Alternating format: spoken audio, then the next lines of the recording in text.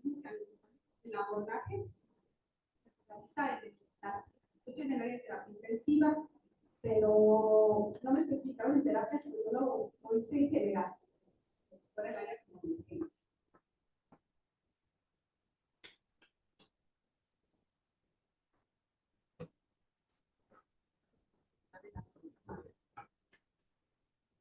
Pues tenemos que, cuando nos ven que está un paciente politraumatizado, pues es uno de los pacientes más delicados, porque no sabemos a qué nos vamos a enfrentar. Nos avisan, viene un paciente politraumatizado, no nos dicen qué tiene, y hasta que llega, vemos la sorpresa, la carita de Pandora, todo lo que viene, todo lo que conlleva el manejo de un paciente politrauma, que a veces son varios traumatismos en diferentes partes del cuerpo. Nosotros vamos a enfocar más que nada al traumatismo cráneoencefálico. Y tenemos que, como lo mencionó la señorita, es una lesión cerebral de origen traumático, bien sea por un golpe, bien sea por una caída, o hasta porque dice chocaste con la puerta, eso es un trauma. Aunque sea un golpecito chiquito, que hiciste un chipote, ese es un golpe, ese es un trauma de cráneo en tu cabeza, o en cabeza, pues, puede ser.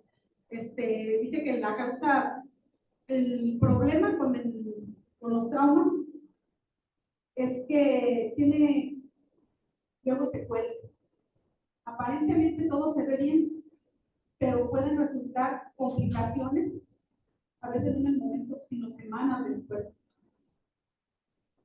Entonces tenemos que es la causa más frecuente de un daño cerebral, porque implica pues la afectación del encéfalo.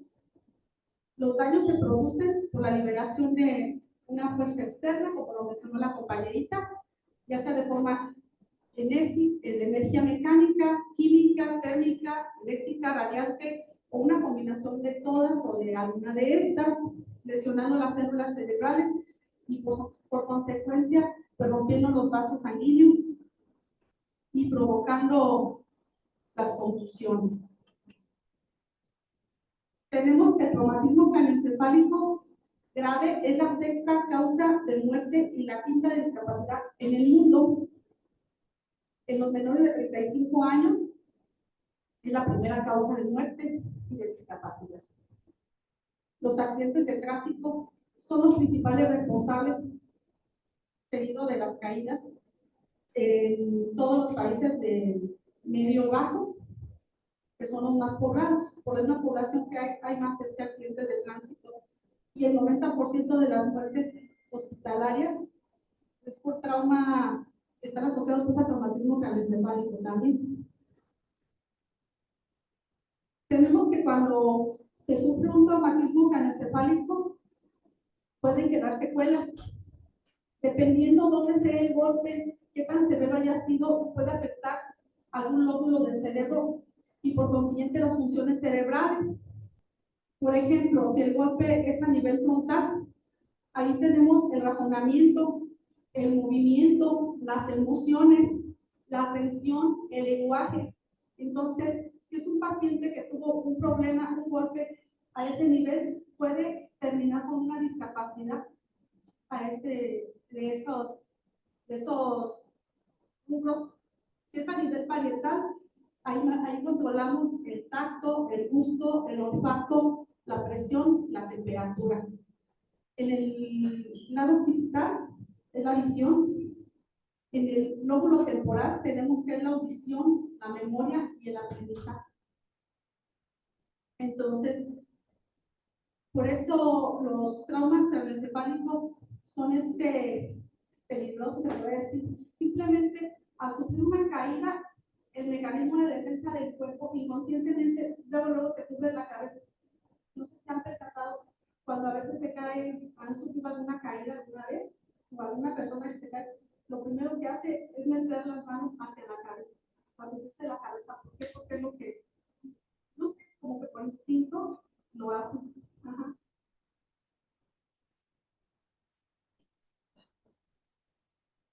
¿Cuál es el objetivo del manejo del trauma? Más que nada prevenir la hipoxia porque al tener hipoxia se presentan muchos problemas. El tener una hipoxia cerebral da como consecuencia infinidad de secuelas. La lesión tisular primaria se produce en el momento del trauma. Al primer momento que te golpeas, ya se produce una lesión en el tejido. Y ese, pues, puede ser a veces irreversible. En el transcurso de horas o días, la lesión secundaria o la hipoxia puede exacerbarse siendo potencialmente tratable.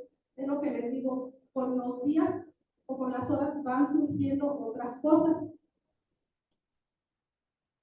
Tenemos que el trauma craneoencefálico se clasifica de acuerdo a la valoración de Glasgow.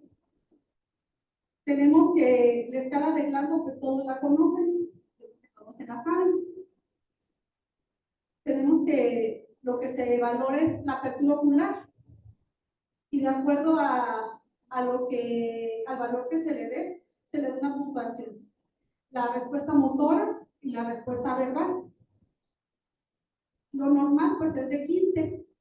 Cuando se habla de un trauma craneoencefálico leve es de 13 a 15. Bueno, 13 a 15, porque está afectado a lo mejor un poquito lo que es parte de lo que sería la respuesta motora. Alguno de estos está alterado. El trauma craneoencefálico moderado es de 9 a 12 y el trauma severo es abajo de 8. Una persona con menos de 8 es una persona que ocupa a lo mejor una asistencia mecánica respiratoria, por lo menos oxigenación, porque son pacientes que están más alterados después de todo lo que es su Glasgow. Tienen varios puntos que están alterados y por consecuencia pues van a necesitar más asistencia, más apoyo. Las lesiones cerebrales se clasifican de acuerdo a la severidad o de acuerdo también a la anatomía. Si lo hacemos de acuerdo a la severidad, es basado en el Glasgow. Si lo hacemos de acuerdo a la anatomía, es de acuerdo a lo que se presenta. Por ejemplo, la fractura de cráneo, la fractura de bóveda, de base de cráneo o con salida de líquidos cefalorraquídeos, bueno, sin salida de líquidos cefalorraquídeos, es una de las lesiones cerebrales.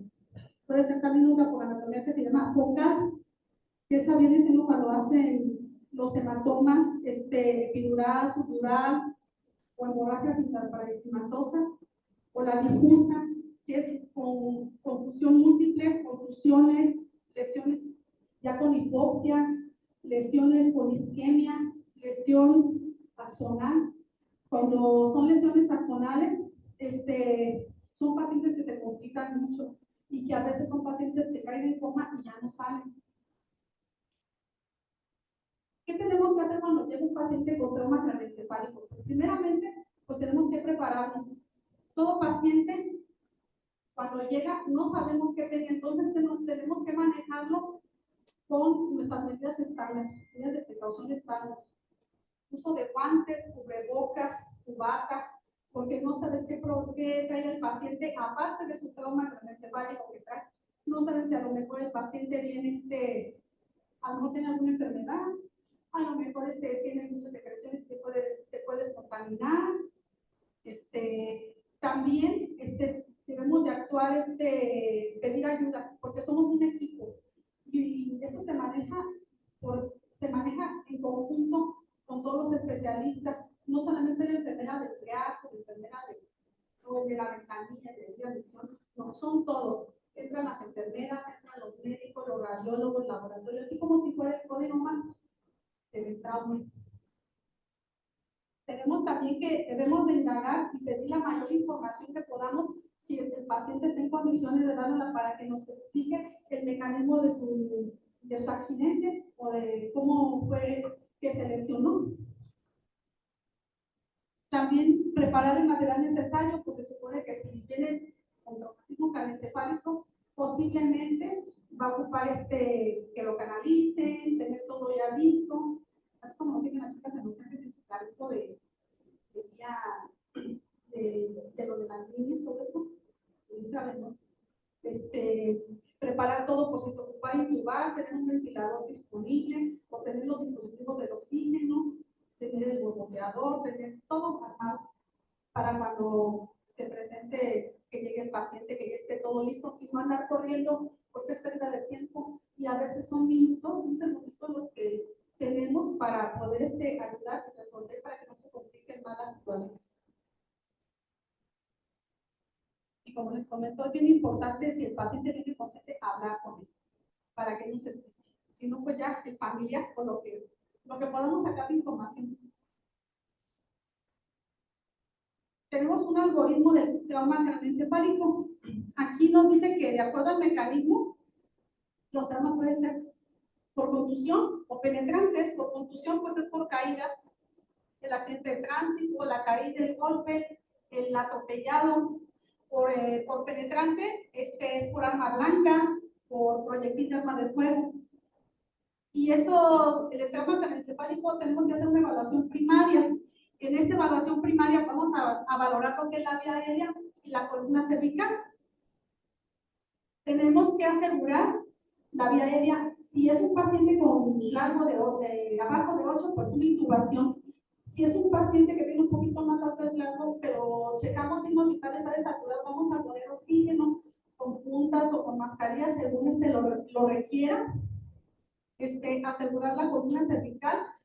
En lo que nos damos cuenta si hay alguna lesión o no, tenemos que proteger nuestra columna cervical, porque luego hay pacientes que vienen ya con sección casi seccionados y no nos damos cuenta. Entonces, al movilizarnos, podemos ocasionar un daño mayor. La respiración, esa es lo que la D, que es la respiración dentro de la evaluación primaria, viene siendo un vuelo de la oxigenación, la circulación. Tenemos que checar la presión arterial. Un paciente hipotenso nos puede dar un montón de problemas. Entonces tenemos que ver que nuestra presión, por lo menos la sistólica, esté arriba de 90 y empezar a reanimar con líquidos, primero con líquidos y luego ya si se necesita vasopresor, en lo que se hacen estudios, tomografías, todo eso. Luego tenemos que ver la evaluación, en la evaluación tenemos que ver otra vez el glasmo, está valorando constantemente el glasmo y la valoración de las pupilas es bien importante. Las pupilas nos dicen mucho del estado neurológico de los pacientes. Normalmente las pupilas están isofóricas, normoreflécticas, aunque ha habido ocasiones que congénitamente hay personas que tienen anisocoria, una pupila más grande que otra, pero por eso es bueno preguntarle a los familiares, oigan, ¿sí ya tienen sus ojos así? Ah, no, pues a veces dicen, sí, he tenido los ojitos así. Ah, bueno, entonces no te preocupas por ese lado, hay otras maneras de valorar. Pero un paciente, cuando tiene, por ejemplo, hemorragia, siempre hay desigualdad en las pupilas. También tenemos que ver, de acuerdo a la exposición, qué lesiones fueron las que tuvo, si hay lesiones en cuero cabelludo, si hay fracturas expuestas. Al tocar a la paciente de su cabeza, al explorarla, se da cuenta uno cuando tiene a veces fractura de cráneo, porque como que crepita un poquito el hueso, y las suturas de las pacientes que tienen fracturas de cráneo no se suturan, son por lo regular las lesiones de cabeza sangran mucho, porque está muy vascularizado. Entonces, a veces lo que hacen muchas personas, vamos a suturarlo, se descalabró, si es una alcancía, vamos a suturarlo, pero primero, antes de suturar, no tienes que explorar que realmente no tenga una fracturita, no se sienta que crepita el hueso, porque si no le vamos a hacer otro problema peor al paciente. También todo paciente que viene con trauma, de cualquier índole, tiene que aplicarse el toxoide tetano. Y tenemos que dejarlos en observación de 8 a 12 horas mínimo. Y si continúa bien, se va de alta, que no presente ningún signo de alarma. Y en caso de que siga mal, el blanco siga cambiando, las pupilas tengan cambios, se va a llevar al paciente a hacer estudios más complejos, tomografía, resonancia, no sé, siempre radiografías de columna cervical, que lo valore el traumatólogo, que lo valore el neurocirujano, que lo valore otra persona más capacitada, el especialista de esto que le puede ayudar un poco más al paciente. No dejarlos ir, porque como les digo, son pacientes que a lo mejor a los 3 días van a tener problemas y ahí vienen ya complicados. Esto es lo de la valoración pupilar. Normalmente tenemos los pacientes con isocórica, las dos pupilas iguales. A veces cuando están muy chiquititas, puede ser por medicamentos. A veces también cuando están grandes, también puede ser por dolor. Nosotros lo que vemos, la respuesta, que siempre tenga respuesta a la luz, que estén del mismo tamaño.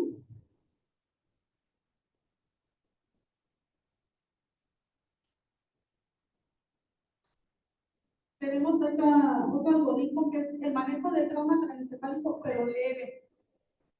Cuando se dice que es un trauma craneoencefálico leve, puede ser que tenga uno de estos criterios. Con uno o más de estos criterios se considera trauma craneoencefálico leve. Mayor o igual a 60 años, ya con un paciente con esa edad, ya se ganó por lo menos el que lo dejen en observación un rato. La confusión postraumática, que convulsionen después del trauma, la pérdida de la conciencia por más de 2 minutos, el déficit neurológico bucal, la fractura definida del cráneo, que se alcance, como les digo, o que al tocarlo crepite el cráneo, o que ya por una radiografía o una tomografía se vea la imagen. La fractura de base de cráneo, que es el signo del mapache, que es cuando se les ponen sus ojos morados, o la equimosis retroauricular, atrás de las orejas se pone moradito, la renoliquia, que es salida de líquido cefalorraquídeo por nariz, o la otoliquia, que también es el líquido cefalorraquídeo por oídos. El mecanismo de lesión peligroso, que es un choque vincular, que es un arrollamiento, una caída de más de 1.5 metros, ya eso ya medita, ya es un punto para un trauma craneoencefálico leve, que tenga cefalea intensa, que hayan vomitado más de 2 episodios de vómito, confusión prolongada o amnesia postraumática de más de 30 minutos, que no se acuerde qué le pasó, que no se todo sacado de onda el paciente, el uso de anticoagulantes, pacientes anticoagulados por prótesis, por algún problema cardíaco, una trombosis, son pacientes que se tienen que internar, hospitalizar, porque son pacientes que tienen mucho riesgo de sangrado, a lo mejor en el momento no se ve salida de sangrado, no tiene salida de sangre por ningún lado, pero no saben adentro cómo está el paciente. Entonces, por eso tienen que dejar en observación para vigilar los signos de choque. El uso la caída de Glasgow en 2 horas, por ejemplo, llega con 15, pero en 2 horas ya tiene 13, tiene 12. Entonces, todos estos pacientes son los que ya se consideran con un trauma craneoencefálico leve, visión borrosa o que vean doble, la sospecha de intoxicación por alcohol o por sustancias psicoactivas también, y la craniostomía previa. ¿Por qué? Por la sospecha de sustancias, porque a veces son estimulantes y de momento no siente nada hasta después. Por eso se tiene que considerar como un trauma craneoencefálico leve. Cuando dicen que en el trauma craneoencefálico, si está normal, todo no tiene ningún criterio de eso, pues se da de alta y se vigila con signos de alarma, se le indica, ¿sabe qué? Tiene que vigilar que no vomite, que la cabeza no le duela, que no le cambien las pupilas, que de repente no empiece a convulsionar. Si vemos que tiene más de 2 criterios, entonces se considera un traumatismo craneoencefálico anormal, y quiere decir que a lo mejor hay una lesión cerebral difusa, un hematoma, algún hematoma parenquimatoso o edema cerebral simplemente difuso, que en el momento pues da, pero a veces tiene que ocupar el medicamento para poderlo tratar. Y en caso de que tenga alguna de estas cosas, que ya se lleva a tomografía, el manejo sería de preferencia en la UCI, porque en la UCI tenemos que usar unas soluciones hipertónicas que nos ayudan para bajar el edema. y el uso de manitol en pacientes con este tipo de trauma. El manitol lo debemos usar con pacientes que no tengan hipotensión, porque si no, luego le van a dar a nuestros pacientes. Hacen unas respuestas muy feas. Y pues de preferencia, los dos, ambos, el que se va de alta, si se puede valorar con el neurocirujano, hay que valorarlo con el neurocirujano, por lo menos dejarlo 4 horas ahí en observación, pero que lo valore para que efectivamente se corrobore de que está bien, en condiciones de retirarse a su casa. Y el otro, pues, en terapia intensiva. Tenemos el trauma craneoencefálico moderado. En este trauma también se considera trauma normal y anormal. En el normal se dice que se hace un examen neurológico seriado de tomografía a las 12 horas y a las 18 horas para ver si no hay algún cambio. Si sale normal, se da de alta. Si sale alterado, se evalúa con neurocirugía para ver qué tipo de problema tiene, si no tiene una hemorragia, si no tiene un hematoma, o algo que se le tenga que operar o drenar. Algunos hematomas se reabsorben, pero algunos no, ahí se quedan y dan problemas. La sangre del cerebro da edema, entonces, si está sangrando el paciente, si sangró poquito, a lo mejor tiene un poco de edema, se puede reabsorber, pero hay que estar al pendiente que sí se reabsorba. Cuando está anormal la tomografía, se dice que puede ser una lesión cerebral difusa, un hematoma parenquimatoso, el edema cerebral, pues se maneja en la UCI con las hipertónicas y con el manitol, y en caso de que haya un hematoma epidural o un hematoma subdural, se tiene que valorar por neurocirugía. En los traumas craneoencefálicos graves, ahí tiene que ser a fuerzas de valorarse por neurocirugía. Son pacientes que requieren esa valoración. ¿Por qué? Porque tienen las lesiones que ya les he mencionado. Lesión cerebral difusa, hematoma parenquimatoso, edema cerebral difuso. Esas son indicaciones para que un neurocirujano tenga que interconsultar pacientes. El manejo médico en la UCI, cuando es un severo, y se maneja con la solución hipertónica, con manitol, 1 mililitro por kilogramo de peso en pacientes solamente que tengan TA sistólica arriba de 90. En pacientes con hipotermia profiláctica o terapéutica, y debemos de mantener una presión intracraneana menor a 20 milímetros de mercurio. Para tomar la presión intracraneana, ahí es necesario colocar un catéter a nivel cerebral y con un monitor que está revisando esa presión. Por eso el manejo debe de ser exclusivamente en la UCI. La meta de la presión, tenemos que vigilar las presiones medias. La presión arterial media es bien importante porque si baja la presión, el cerebro se impacta. Si sube la presión, el cerebro va a sangrar. Entonces, por eso tenemos que tener una presión arterial media en un rango más o menos entre 100 y 110, que no nos baje tanto. Luego a veces dicen, tiene 100 de media, le voy a pasar un medicamento, un antihipertensivo porque ya está alta. No, en los pacientes con trauma craneoencefálico nos conviene tener un poquito alta la presión media. El uso de barbitúricos, que son los sedantes y los anticonvulsivantes para prevenir convulsiones como la fenitoína, es lo que usamos aquí de elección, la fenitoína.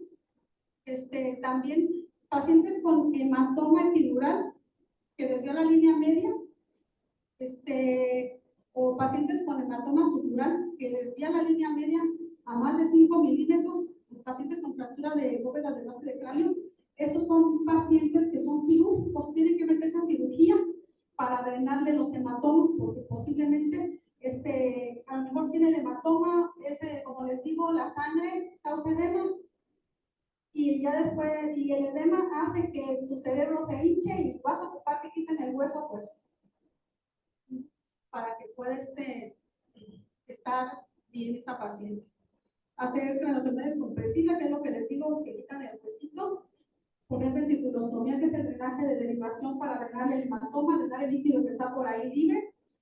Y una angiografía para ver qué vasos están afectados. Tenemos que hay lesiones focales que se pueden producir después de un trauma craneoencefálico. Y son los siguientes, pues son los hematomas, que pueden ser epidurales, que se presentan en el 9% de los traumas severos. Su forma es biconvexa o lenticular. Eso lo ves pero solamente en las tomografías, ves las figuritas, la forma, la región, por lo regular esos se localizan más frecuentemente en la región temporal o temporoparietal, y se da por la ruptura de una arteria meningia, la meningia media, y que puede ser consecuencia de una fractura de cráneo. Y el cuadro clínico, pues tiene periodos de lucidez antes del deterioro neurológico. Son pacientes que están platicando bien y luego de repente, ya no saben ni qué están diciendo, y que están bien agresivos. Son pacientes de cuidado, son pacientes que tienes que estudiar para ver si no tienen un hematoma. ¿Cuál es el tratamiento? En los hematomas quedamos que son casi siempre quirúrgicos, porque es drenar la sangre que quedó ahí para evitar que haya más edema. Y es un drenaje, una cirugía pues de urgencia. Entre más rápido actúen, menos edema le vamos a hacer al paciente. También los hematomas suturales es frecuente en el 30% de los temas craneoencefálicos. La forma son figuras como de semiluna. Se adaptan al contorno del cerebro, del cerebro, y al lado del cerebro está una lunita. Esas lunitas son no son más que hematomas que están por ahí acumulados. Puede ser por un desgarre de los vasos pequeñitos de la corteza cerebral, y pueden pasar en eso. Ese es el que más tienen, así como que me da la atención, porque en ese te lo dan de alta y pueden pasar semanas bien, y después es cuando resulta que ya de repente se puso mal, que ya no supo ni qué, que convulsionó, que se desorientó. Entonces tiene como antecedente que hace 1 o 2 semanas tuvo un trauma de cráneo, tienen que llevarlo al hospital, porque posiblemente a lo mejor por ahí ya tengan un poquito de edema, tengan edema, y tengan que drenarle ese hematoma que a lo mejor en el momento no se lo detectaron.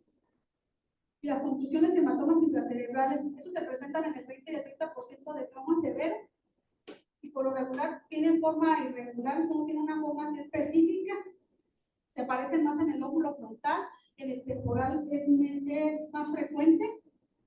Puede ser por un origen venoso, alguna venita por ahí que se tronó nada más.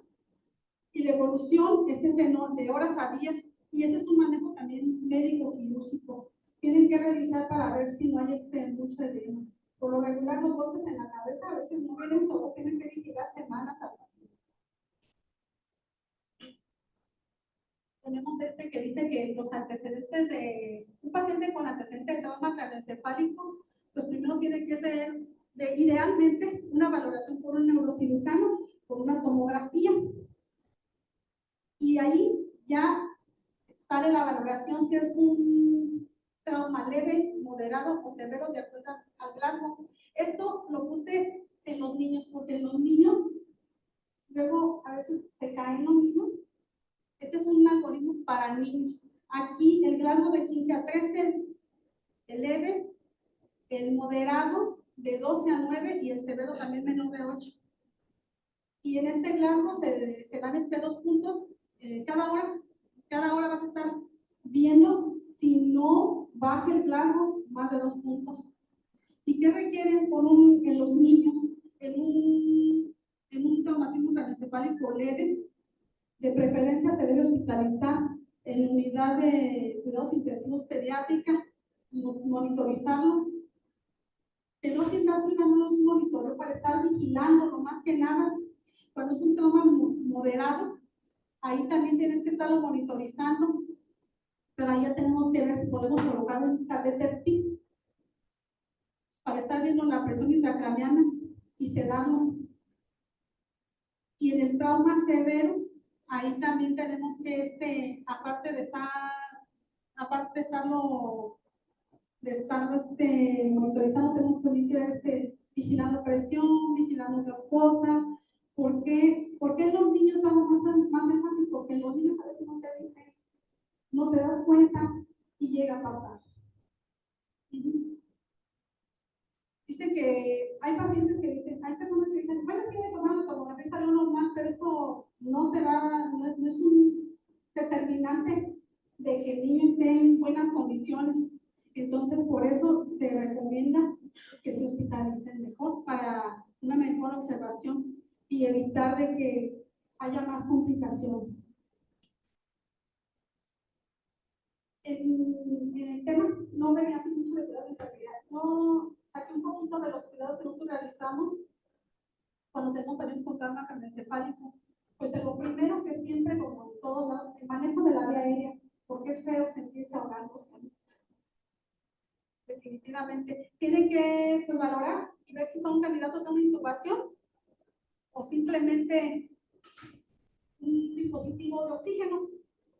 La intubación, pues de preferencia pues usar un relajante, usar becuronio, no sé, un sedante. La ventilación, iniciar ventilación mecánica en caso requerido. Mantener la saturación arriba de 90, 92, 96 está bien. Por gasometría, mantener un PCO2 de 35 a 40, que es lo normal. Y evitar que estén hipoventilando los pacientes, porque todo eso hace edema cerebral, hace retención de CO2 y hace que estén comatosos, estén soporosos los pacientes. Entonces nos puede dar también una valoración, no podemos valorar si adecuadamente un paciente. Por eso es importante ponerles oxígeno, mantenerlo bien oxigenado, para estar vigilando. También si hiperventilan mucho, pues tienen riesgo también de hacer isquemia. Entonces todo tiene su consecuencia. El manejo de la circulación, pues mantenerlos no tensos. Como les digo, la presión media es importante que esté un poquito arriba de lo que normalmente manejamos. La presión media pues siempre la manejamos 70, 80, hasta 90, de 70 a 90. Ya cuando tiene 100 decimos ya está bien hipertensa, pero en el trauma craneoencefálico es importante tener arriba de 100. Por lo regular, la hipotensión aumenta la mortalidad del paciente porque el cerebro, si baja la presión, se va a haber menos irrigación, menos sangre circulante. El uso de soluciones isotónicas, que son los cloros de sodio o los de hipertónicas, el cloro de sodio 17.7, que es para bajar un poquito lo que es el edema, mantener la presión, lo que les decía, la evaluación neurológica de las pupilas, que puede realizarse de manera final, vamos a sacar el pues cada hora, signos vitales, cada hora checamos pupilas. En piso, pues a veces por el trabajo, la carga de trabajo que hay, a veces en un turno la van a checar, 2 veces por turno la checas. Por eso se recomienda mejor donde está más, donde esté pues más, tengas un poquito más de tiempo de estarla vigilando. La monitorización de la presión intracraneal también, pues acá también se puede monitorear por cada hora también, igual sería la posición de la cabeza, de preferencia la cabeza que no esté moviendo para todos lados, la dejamos de manera neutra, para evitar de que si hay lesión, vaya a lesionarse más. La posición, siempre los pacientes se recomiendan más de 30 grados, que no estén tan acostados, porque son pacientes que pueden, si están muy acostados, pueden broncoaspirarte, pueden quedar inconscientes en un momento a otro y hacer un síndrome de nervios. Evaluar el uso del collarín cervical, de preferencia por los pacientes con trauma, hasta no descartar que tenga alguna lesión, tiene que usarse collarín cervical. Ya cuando te dice no tiene fractura, no tiene desplazamiento de la cervical, y ya lo puedes quitar, pero mientras no te digan, no tengas unas radiografías bien confiables de que no tienes una lesión cervical, tienes que tenerlo con tu collarín. Pero no le gusta a los pacientes para estar conscientes. Es molesto el collarín, pero se necesita. El control de líquidos, vigilar la uresis horaria. ¿Por qué? Porque por el trauma craneoencefálico podemos tener también una uresis incisiva, pues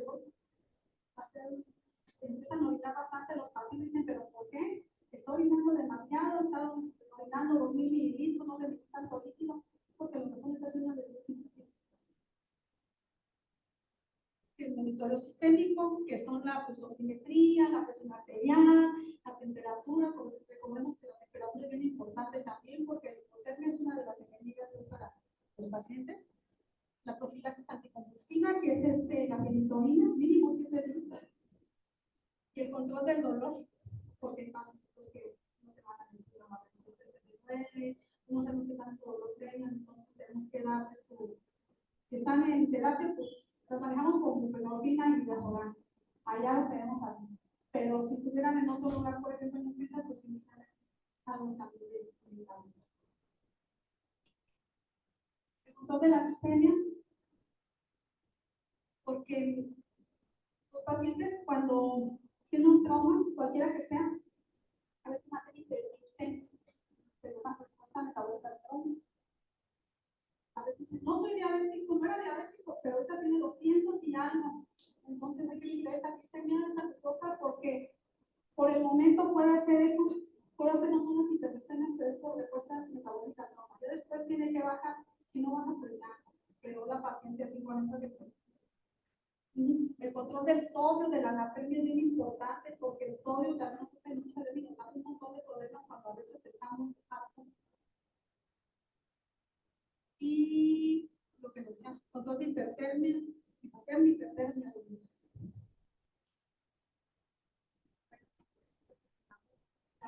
Pueden descartar.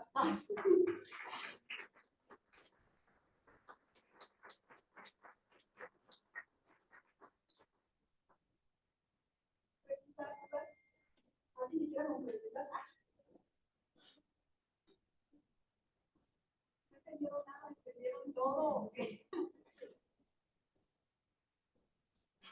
Quedamos de cuántos tipos de traumatismo, cómo se clasifica el traumatismo craniosofálico. ¿Se acuerda que? ¿Se acuerda que a qué escala? Es bien importante cuidar con los pacientes, porque pues de ahí se deriva qué es lo que vamos a hacer con ellos.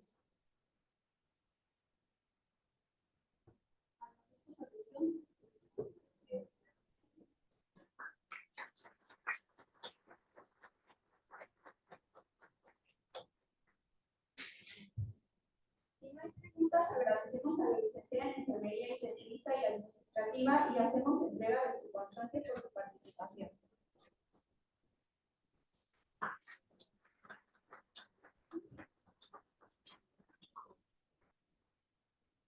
Con esto damos por terminada la sesión del día de hoy, no sin antes invitarles a seguir asistiendo a la formación continua y agradecerles por su presencia. Que tengan una feliz día.